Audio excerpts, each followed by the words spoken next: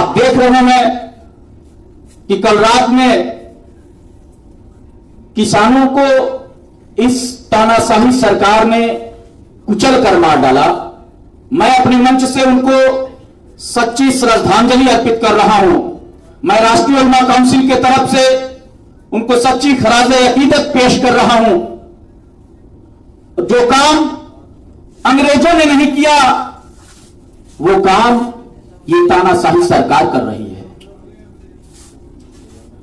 वो गोरे अंग्रेज, ये जो ये काले अंग्रेज के रूप में ये जो दलाल आज सत्ता के सर्वोच्च कुर्सी पर बैठ करके आज जिस तरीके से जो घिनौना काम का अंजाम पिछली रात को इन्होंने दिया है, इसकी जितनी भी निंदा की जाए वो कम है। आप अंग्रेजों के जमाने में भी किसान आंदोलन करते थे। जब उनका गोरे अंग्रेजों का कोई फरमान होता था तो जब उस गुलामी के दौर में जब ये किसान आंदोलन करते थे तो उनको बेतों से तो मारा जाता था, लाठियां तो उन पे बरसाई जाती थी, लेकिन किसी अंग्रेज की गाड़ी से इतिहास का पन्ना गवाह है कि कोई किसान कुचला नहीं गया। लेकिन इस सरकार में जो इस सरकार का एक मंत्री के इशारे पर जो किसानों की कुचल कर मौत के घाट उतारा गया है, आने वाले 2022 में इस बार लाठी डंडे गोली बारूद से इनका बदला नहीं लेना है, सिर्फ एक बटन दबा करके बदला लेना है। हम ये आह्वान कर रहे हैं आज राष्ट्रीय उलमा काउंसिल के मंच से कि अभी शीर्ष नेतृत्व से वार्ता होगी और शीर्ष नेतृत्व से वार्ता करने के बाद अगर इजाजत मिलती है तो हम लोग भी लखीमपुर खीरी के लिए प्रस्थान करेंगे। कुछ लोगों को यह सरकार पुलिस के बल पर किसी को हाउस अरेस्ट कर दिया, किसी को गिरफ्तार कर लिया, किसी को रास्ते से गिरफ्तार कर लिया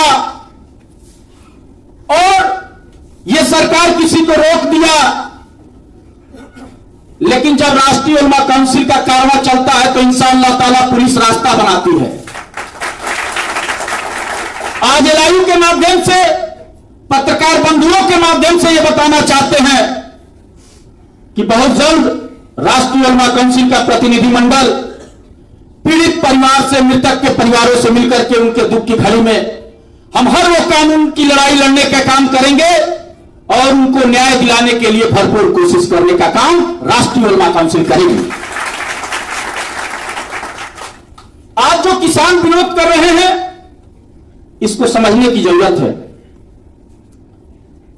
यह मत समझिए कि यह लड़ाई किसानों की है, यह लड़ाई जेन्युइन है। सेक्शन 9 में बिल्कुल स्पष्ट है कि यह दो तरह का जो एग्रीमेंट होगा। आपने देखा कि सेक्शन 9 में साफ साफ लिखा है कि जिस भी फार्मिंग का एग्रीमेंट ये करेंगे उसमें इंश्योरेंस और क्रेडिट का करेंगे, उसके साथ इसको जोड़ने का काम करेंगे। और उसका अर्थ यह है कि देसी भाषा में आपको समझा दे कि जो इंश्योरेंस और क्रेडिट के आधार पे जो फार्मिंगों का, जो हमारे जमीनों का एग्रीमेंट होगा उसमें यह उसको अधिकार प्राप्त होगा कि हमारे जमीनों पे वो लोन ले सकते हैं।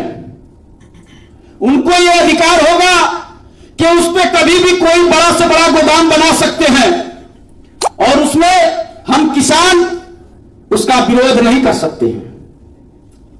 और उससे भी बड़ी बात यह है कि सेक्शन 7 में बिल्कुल स्पष्ट है कि ये जो सेक्शन 7 में जो कानून है राज्य सरकार का, इस पे कोई अधिकार नहीं होगा।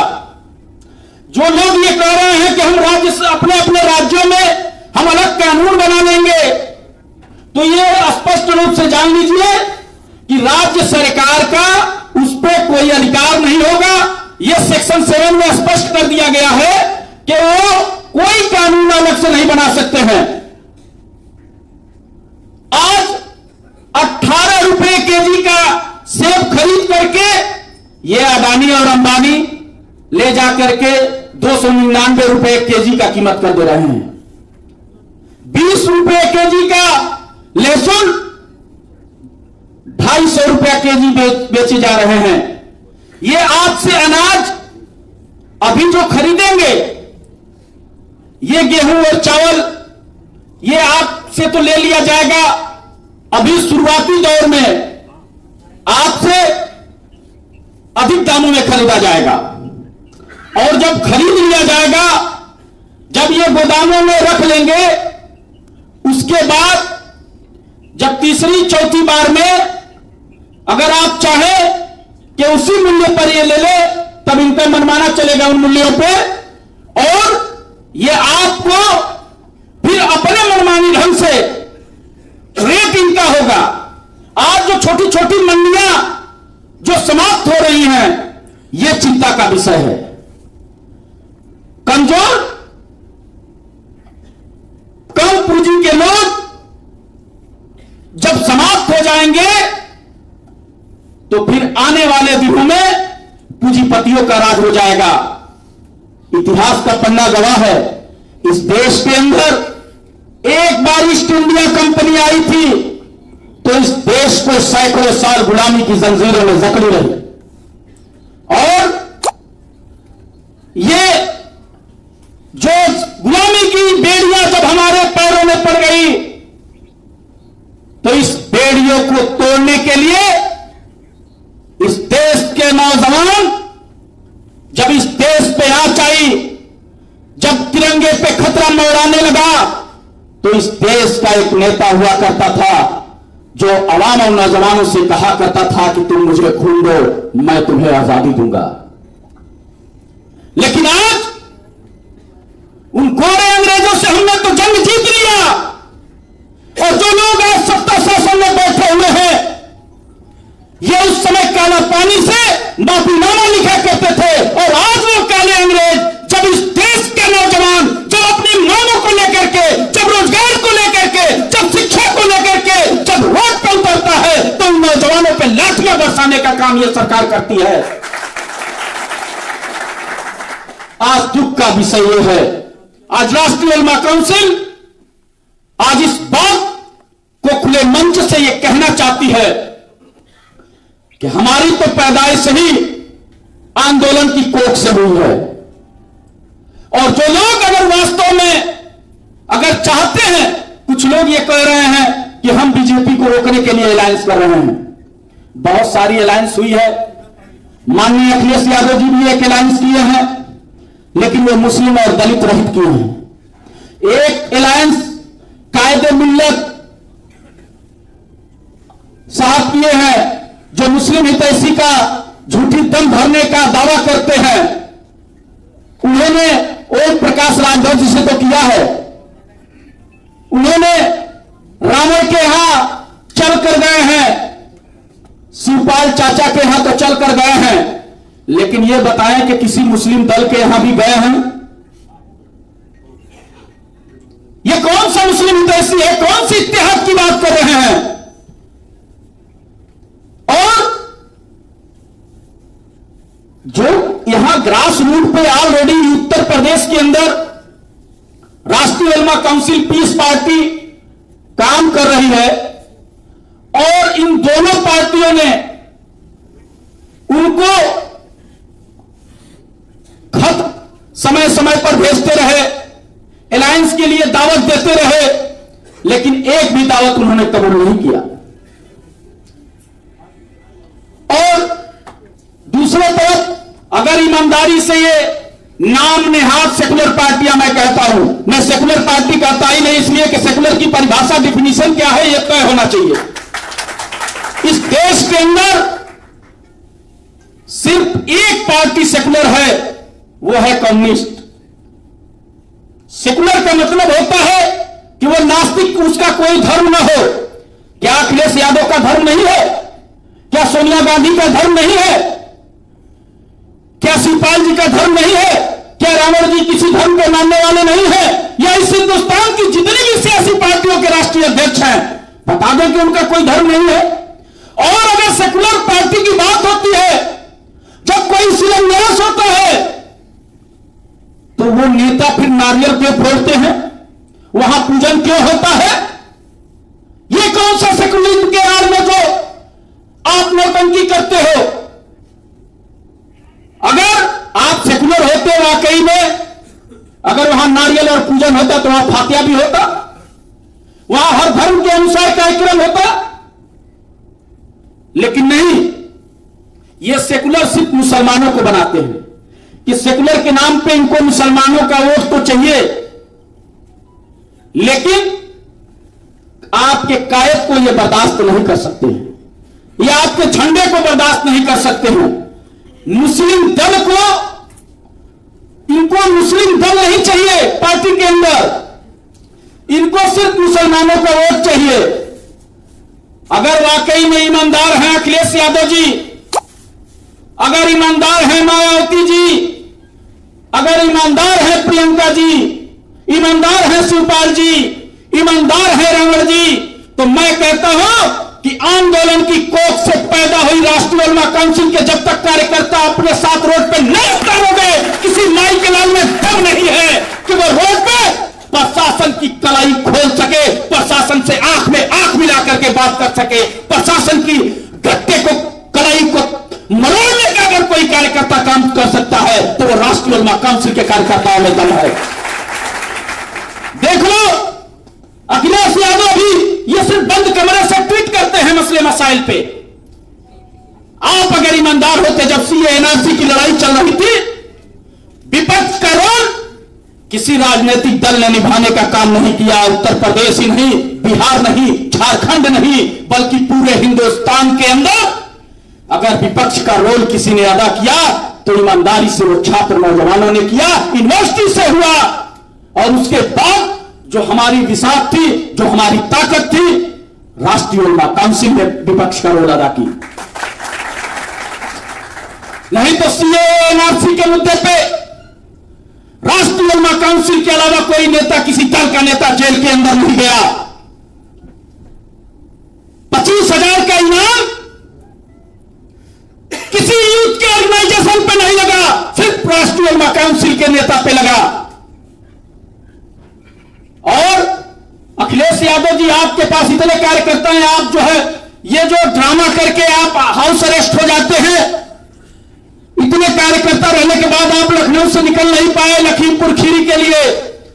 अगर मौलाना आमिर रसादी अगर आज ऐलान कर दे तो किसी प्रशासन के माई के लाल में यह दम नहीं है कि मौलाना आमिर रसादी को लखीमपुर खीरी जाने से रोके। यह ड्रामा अब जनता भली बात समझ चुकी है, अब इस ड्रामे में आने वाली नहीं है। समाजवादी पार्टी आज मुस्लिम दल तो छोड़िए, आपका नाम लेने से डरती है, मुसलमान नाम लेने से डरते हैं अखिलेश यादव जी। आप वाकई अगर इस लड़ाई को लड़ना चाहते हैं और भाजपा को रोकना चाहते हैं, तो मैं कहता हूं कि जिस तरीके से इंदिरा गांधी के खिलाफ सारे दल के लोग एक होकर के इंदिरा गांधी को 77 में धूल चटाने का काम किया था, यह वही दौर है। अगर तुम लोग ईमानदार हो, ईमानदारी से अगर भाजपा की इस तानाशाही सरकार को रोकना चाहते हो, तो मैं दावत देता हूं आज कि ये सारे दल के लोग, विपक्ष एक होकर के भाजपा के खिलाफ रोके, तब तो ये उसका कारवां रुकेगा। नहीं तो जो आज दौर चल रहा है, अगर ईमानदारी से कहिए तो बोल दूं, तो आज फिर भाजपा की सरकार बनने जा रही है। जो समीकरण है उसके वोटों का भी बिखराव हो नहीं रहा है भाई। अब सबका अपना अपना गणित है।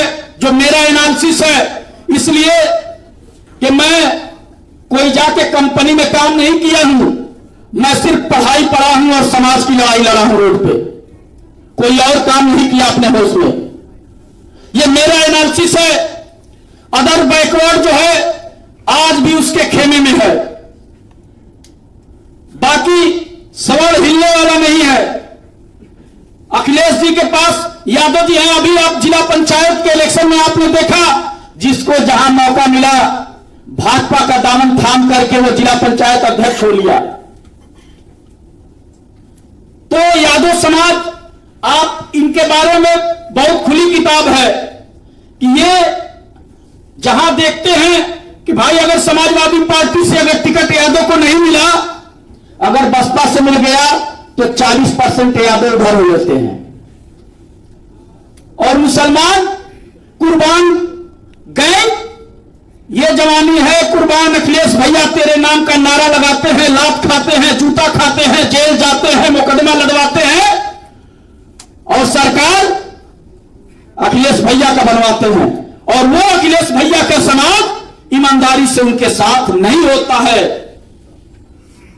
आप देख लीजिए या इसी इलेक्शन में चाहे जिससे भी गठबंधन हो, देखिएगा अगर यादव समाज को समाजवादी पार्टी से वोट नहीं मिला, टिकट नहीं मिला, तो ये यादव समाज भाजपा में भी अपनी जगह खोज लेगा, बसपा में भी अपनी जगह खोज लेगा।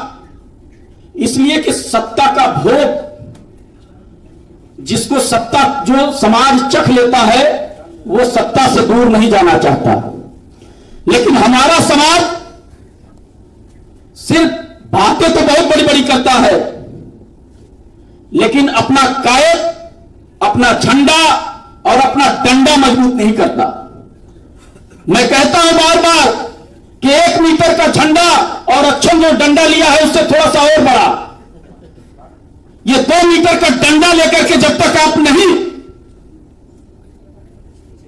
आगे आओगे तब तक आपका हिस्सा जो है आपको नहीं मिलेगा। अगर लोकतंत्र में आपको अपना अधिकार चाहिए, अगर आपको अपना ये चाहते हैं कि जो संवैधानिक अधिकार है आपका वो आपको मिले, तो इसके लिए अपने कायद को मजबूत करना होगा। अपने कायद के पीछे 1 मीटर का झंडा और 2 मीटर का डंडा लेकर चलना होगा और गिड़गिड़ा करके भीख मांगने से कभी हक नहीं मिला करते, हक को छीनना पड़ता है। इसलिए साथियों, मैं आपसे यह गुजारिश करने के लिए आया हूं कि 2022 के लिए आप कमर कस के तैयार हो जाइए। अब जंगे पैमाने पे हम अपने अधिकारों को छीन